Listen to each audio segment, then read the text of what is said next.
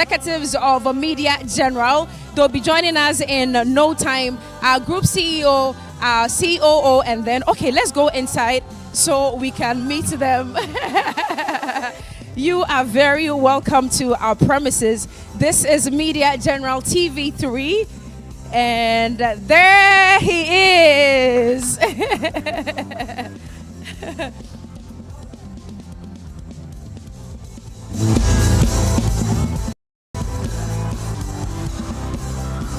All right, and that's our group CEO, our COO, Mr. Niyama, also welcoming Blacko. All right, so we'll take leave of you now. We'll take him in studio to continue our conversation. Blacko, come with me. So walking into the TV3 New Day studios, of course, with the reigning artiste. Hey, swagger. Okay, let me give way. You need to capture the swagger. Capture the swagger. And that's the swag with which we are coming in studio this morning. You're such a gentleman. Thank you. All right, take a seat and be very comfortable. And I think I can do away with my microphone now. I think I can. I'll set it here on the table. I'll set it on the table. And yes, get ready for this very big interview. We have a lot of people in the studio. It's great to have you here. But I prepared a little introduction so that people who do not even know about you can get a little taste of who you are. But you're here to tell the story yourself. So let me just start by saying that he's a voice that just doesn't make music, but he makes people feel seen. He came from the streets of Konongo-Zongo, carrying pain, pressure, prayer, ambition, and of course, purpose in every lyric. A young man whose music sounds like the heartbeat of an entire generation, fighting to survive, to dream, to heal, and to rise. He doesn't sing perfection, he sings truth, raw, spiritual, fearless, unfiltered. From first sermon to global anthems that crossed borders and touched souls across the world. He has turned struggle into poetry and vulnerability into power. And over the weekend, history echoed again as he emerged TGMA Artiste of the Year for the second time. Ladies and gentlemen, Ghana and the entire world, Ghana's voice to the world, the soul of the streets, the unstoppable Black Sherif. Good morning. Good morning. Good morning to you. How are you doing? I'm very good. First of all, let me take in the details of what you're wearing. I think you mentioned the name of a gentleman who was standing by you on stage. Yeah, Kijo and Papi. Okay. Yeah, we three have a kind of company together. Okay. Make clothes, stuff, things that has to do with dressing, accessories, even customized stuff, even bulletproofs, What did you say? Bulletproofs. So what? When are we releasing this clothing line? Because I think I was watching you on Onuya Showtime just last week. You talked briefly about it. When are we releasing this clothing line? I think when I feel the clothes are ready to wear, because we gift some out. Okay. And I feel like we are in a seeding phase of the cloth making. Do you understand me? So it's just like trying to perfect our seamings and all of that to make the things ready to wear for the public. So when we actually do be gifting. Yeah. So when you feel like you're ready, you release We release the stuff, but we have a lot of products at home and stuff. Fantastic. Yeah. Blacko, let's get into the conversation proper. The first time you picked up Artiste of the Year was 3 years ago. 3 years and ago. I remember when we had a conversation, that's the very Monday after the Saturday where you picked the award. You were just 21 then. You're still very young, 24. Yeah. And this is your second time picking Artiste of the year. I was looking at you on Saturday. It was after 3 in the morning, almost 4. And it was Mother's Day. A lot of people were around you, cheering you, clapping for you, and all of that. But in that moment, would Sister Mariama be one of the people you would have wished was in the crowd or behind you? Yeah. Yeah, to be honest. And, you know, in the afternoon, somewhere around brunch time, I wouldn't say afternoon, somewhere around 11:30, I called my mom. It's like for like 4 minutes straight, just straight Thanksgiving. She wasn't even talking to me. She says, yeah, Danyamia say, Sherif, we drink one, like, yeah. And I think there's like an understood basement of understanding between me and my parents about our distance and all of that, that it's not anything kind of alarming to us anymore. It's not something that's very, we trouble about it, you know, because we just know it is what it is. Okay. Do you understand me? Okay. So it's just all, we put all of that aside, and then what's here to celebrate, we do. Right. And how we celebrate, how we interact and digest our problems and our successes just between us. And, yeah. So I take it that Auntie Mary doesn't live in Ghana. That's your mom. Doesn't. She doesn't live in Ghana, She right? doesn't, yeah. Okay. But Sister Mariama, God rest her soul. May God rest her. You would have wished that she was here. If she were standing behind you, what do you think she would have said to you first? My mom wouldn't talk. She would wait to make we get home first. You know, then she would start Before praying. she would start. Yeah, start praying, thank God. Okay. That's it. For like, but in the auditorium, she not gonna make one sound. Okay. Yeah. All right. I've taken my time to study your music. You know I'm one of your biggest fans. I do. I love you to bits and pieces. And I was writing about you, and then I picked up a few things. Black Sherif, when you sing, you sound like struggle. And I want to read it because I wrote it down. You sound like struggle, ambition, pain, spirituality, survival, and hope all mixed together.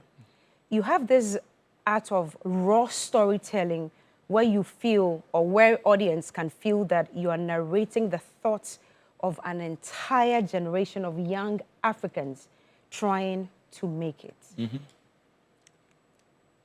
I thought that it would only be the gentlemen who would be drawn to your music, but even the women, including older market women.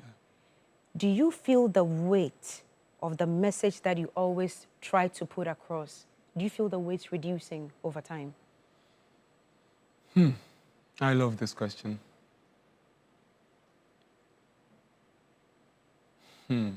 I need the weight to be in the lyrics, you know? Because I'll translate the weight as the substance. Okay. Right, yeah. And I fight every day to kind of enrich myself so that I can speak something, speak life into people's life, you know? Yeah, and I love perspectives. I was saying somewhere weeks ago that I was born with questions about everything. Like, I don't remember when in my life that I didn't have questions about every institution that was inside. Right. Do you understand me? And that didn't trouble me at all. It just made me accept that I've been born with questions. How do I answer them? Are the questions being answered? They are. They are. And some way, somehow, all of this success and its harsh sides all bring answers and more questions as well. Okay. Do you understand me? Yeah, but I'm trying to do all of this and put out all my ideas and my thoughts and my answers out all in just one lifetime. So that's what I'm doing. Okay. Yeah. We're going to extensively talk about the Iron Boy album because that's the reason you are Artiste of the Year again. And I remember on the stage on Saturday, I was watching very keenly. You are the reason I didn't sleep. I didn't attend, but I stuck through till the very end, even though I was tired and sleepy.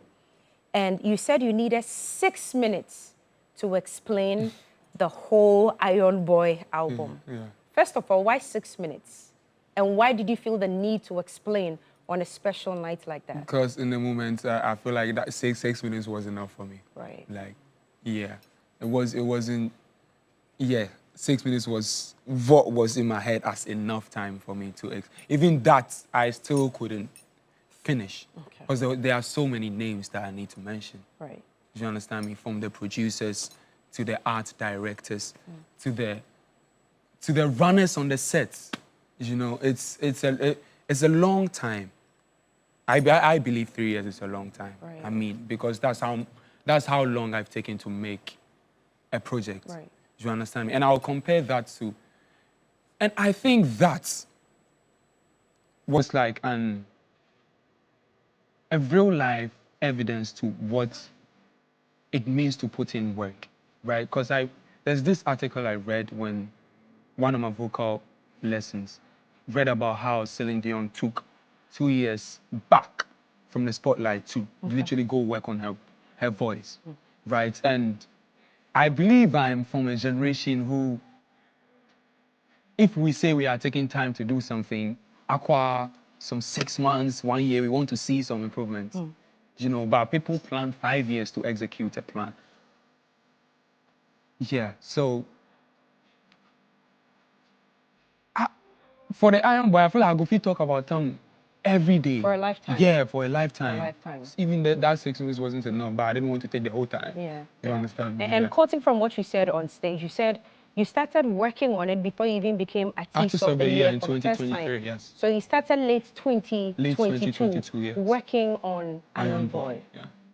First of all, what's the element you were looking for to communicate with this whole Iron Boy? Because I remember you said you and your crew and your people showed up every day. What did showing up every day look like? So I'll start from, you know, I had The Villain I Never Was, that's my debut album. I had that album 3 months. I had it fully ready, like 3 or 2 months before the release. And when it was set and done, that we are ready with that album, it sent me into what is the next phase going to look like? Okay. Like, where am I taking this music? Because mind you, I still feel very fresh. Like, fresher, real You're fresher. still raw. Yeah. Yeah. Like, there's not been, I've not had a decade to refine my art. Okay. So you say at this stage it's unrefined. You haven't even... I'm in the stage, you know. Of refinement? Like, yeah, I'm in the process of refining this thing. Because I started going to the studio in 2019. And it's 7 years, 2026. I'm learning how, there's so much I'm still learning, right? So every milestone we hit, after the celebration and all the highs and the euphoria, when I come down, I still remind myself I'm a student. And I still remind myself the next day I'm back to work to refine and learn.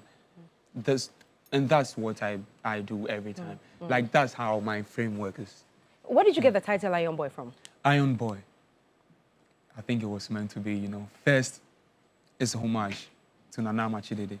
Oh. Yeah, it just felt so right. Okay. And second, the whole feeling of iron and a boy turning iron.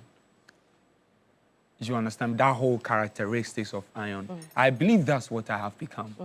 You know, because there's so much, you know, throughout my career, there's been some noises, like so much noises, some unnecessary ones, that if I even had to say a word called spiral to, they go to drag you through some mud and all of that. But like, all of that, you know, they register to me to even mind. You know, because everything I take in is what goes into my art. And sometimes, I don't know if this is crazy to say, I love the music more than myself even. Oh, no. Sometimes I love the music that comes out of me more than myself.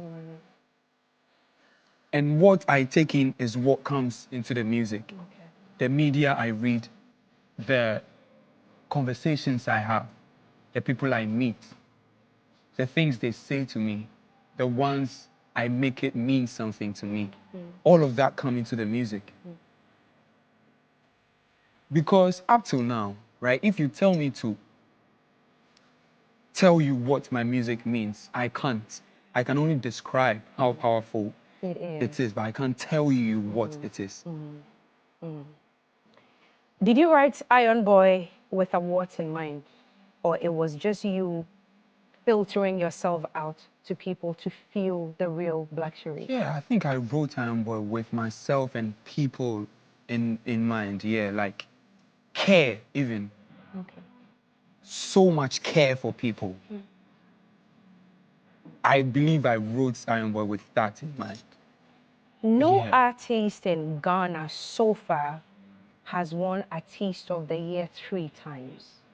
You've now joined a number of legends like VVIP, like Sarkodie and Stoneboy, who've won it twice. Is Iron Boy Blacko going to be Artiste of the Year for the 3rd time? It's possible. Most definitely possible. Because I'm still working. I'm back to work. We won the award Sunday dawn. Back to work Monday. We are still working. It's 100% possible.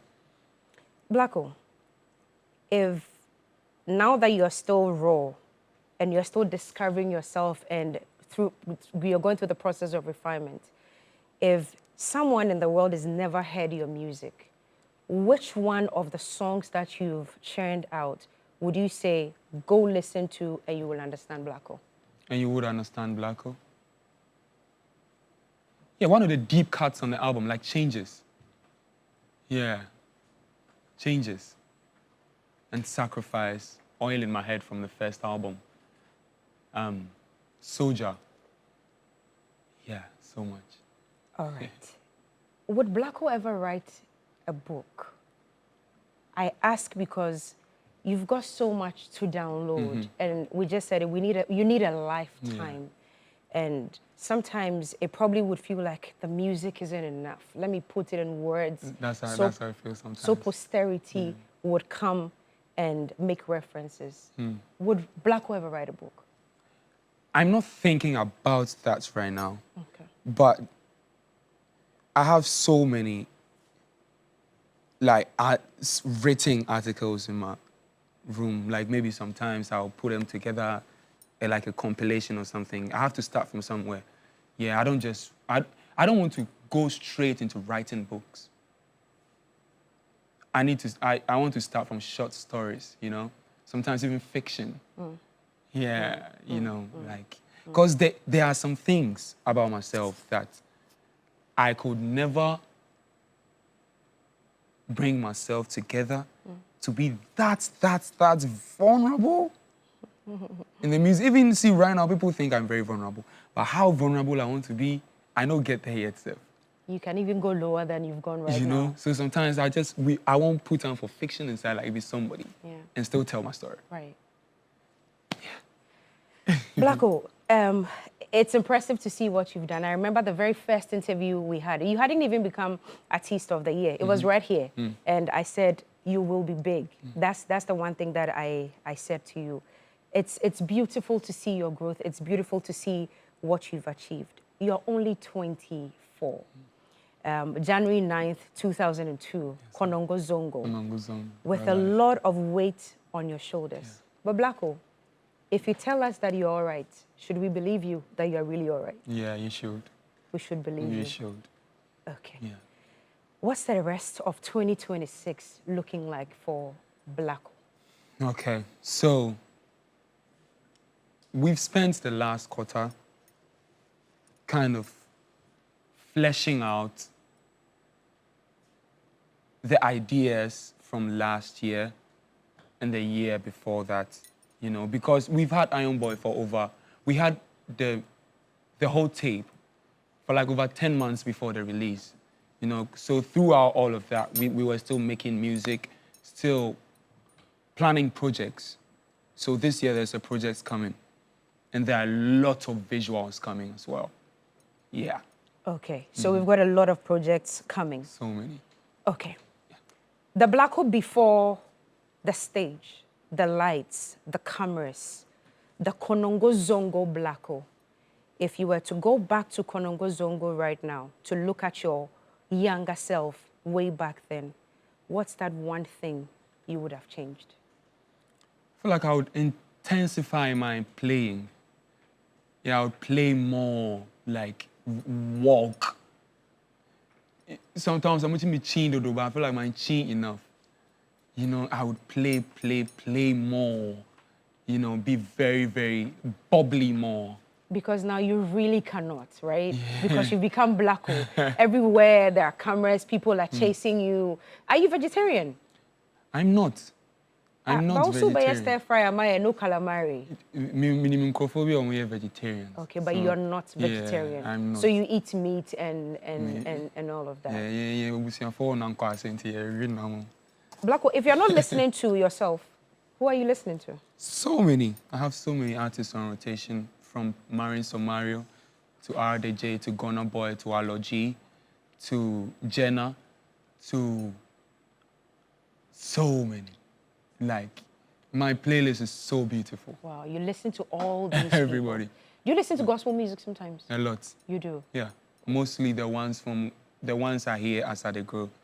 Back in the day. Yeah. Would you remember?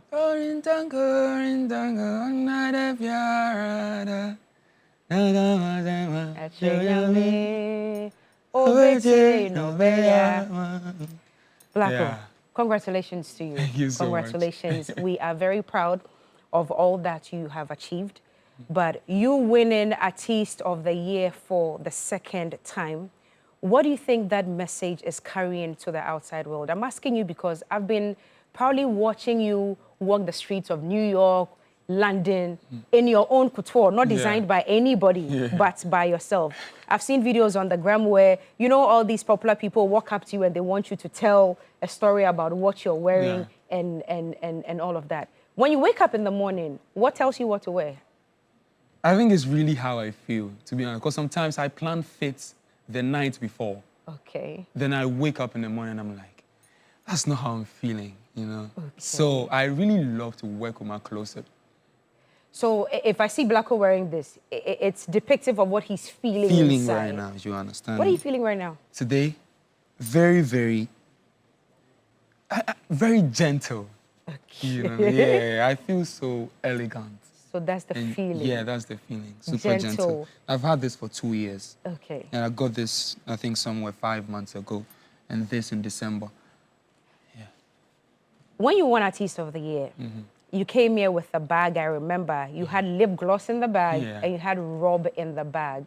You have no bag today. I have no bag today. What informed that decision? Gentle, calm, you know. Even how I'm speaking right now, the rhythms, these clothes, they give me the rhythm to speak, you know? Yeah, I was telling one of my stylists somewhere, Zama, that when the fit is nice, the performance is successful even before I get on the stage. Right. There's something these clothes do to me. I don't know. I can only describe it. Like I said, I can't tell it what it really is. Maybe because I grew up in clothes. You know, we used to sell secondhand stuff, from shoes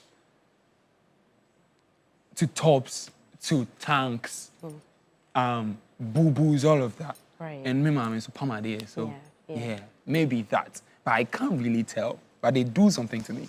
Okay. Their clothes, they really do something. It's depictive of what you're feeling inside and what you also want to tell the world. Everything about you is storytelling, and everything about you is super intentional.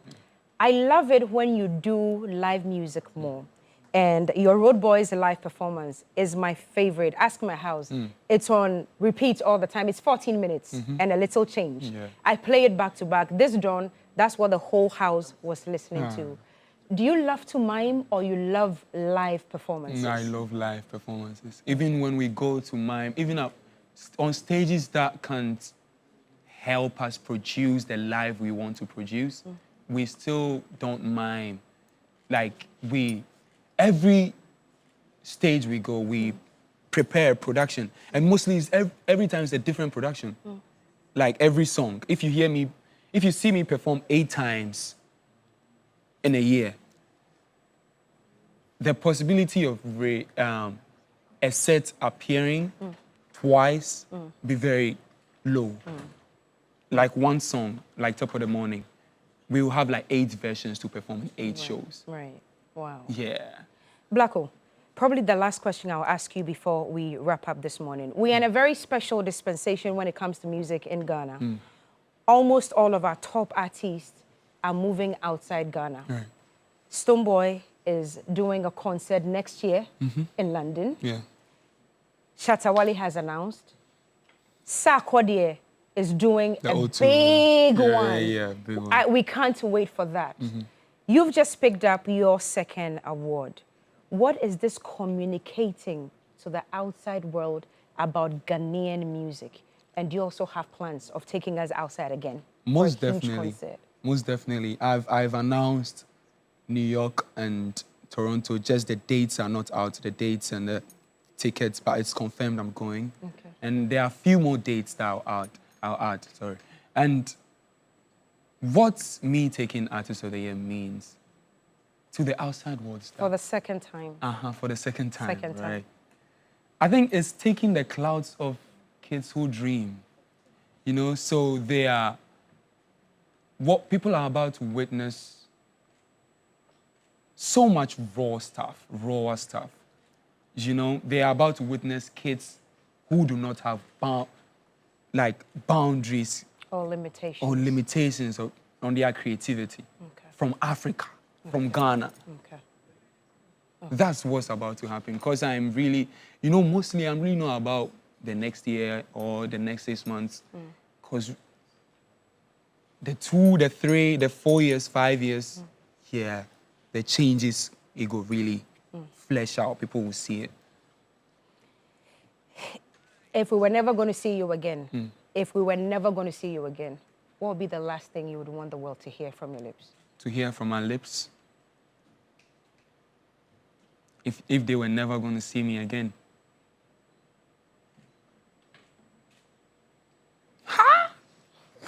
I think I'm the only one who does this to you all the time.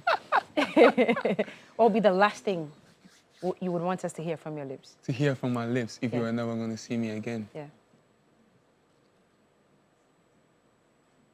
I would want them to read and discuss Ad Patrum.